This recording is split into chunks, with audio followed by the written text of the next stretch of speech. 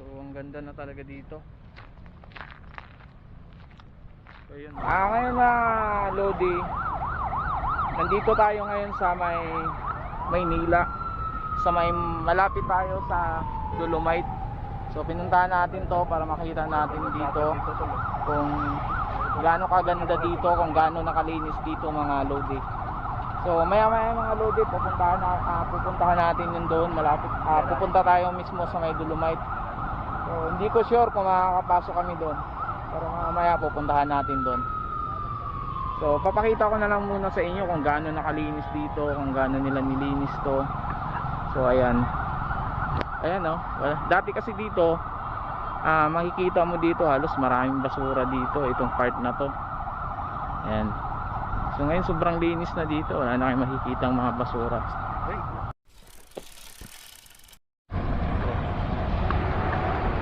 So mga Lodi, ngayon may kasama tayo, yung tropa natin, sinundo ko pa to kanina sa may Las Piñas to siya. Kanina dinaanan ko to. Medyo first time niya na pumadyak, pero sabi ko sa kanya masanay na siya.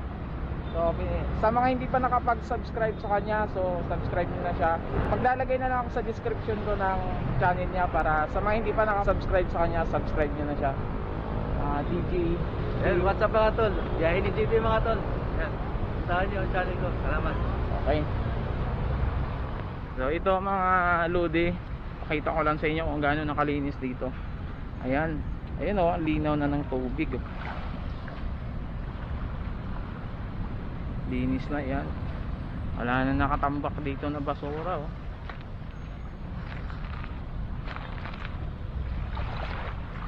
So ang ganda na talaga dito.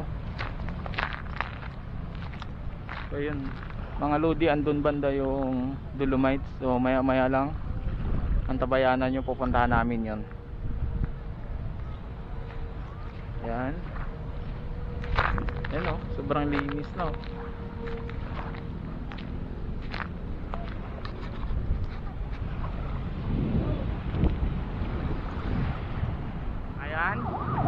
Ayan mga Lodi, papunta tayo ngayon sa Dolomite para makita natin. So ito Lodi, first time namin itong makita itong Dolomite na to. Kaya ito pupuntahan natin. Ayan.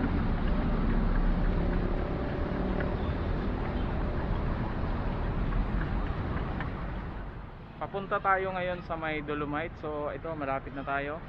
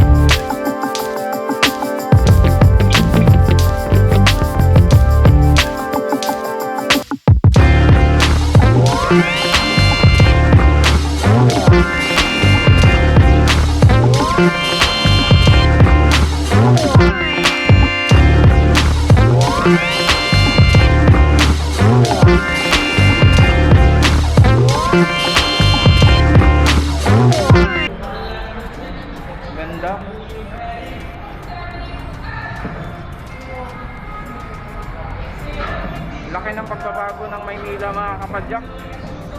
Daming binago, daming gumanda na lugar.